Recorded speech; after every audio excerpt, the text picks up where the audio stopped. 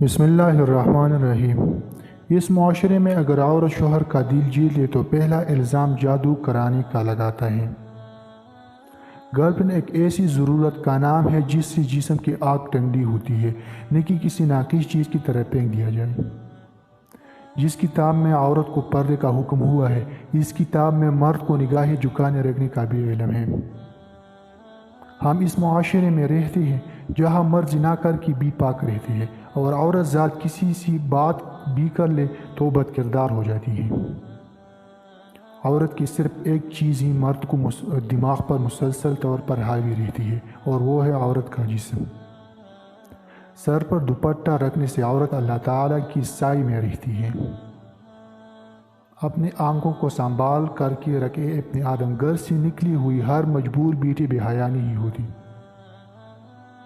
ہم ایسے سماج کا حصہ ہے جہاں کی عورت کو اپنے بچوں کے پیٹ کی بھوک مٹانے کے لیے غیر مردوں کی بھوک مٹانی پڑتی ہے۔ محبت میں لڑکی اس وقت مجبور ہو جاتی ہے جب وہ لڑکی کو اپنی ساری کمزوریاں سونپ چکی ہوتی۔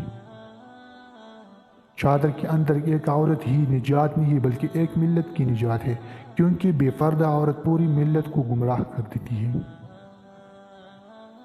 جس عورت کی چھاتیاں بھاری ہو تو سمجھ جاؤ کہ ایسی عورت جماع کی شوقین ہے۔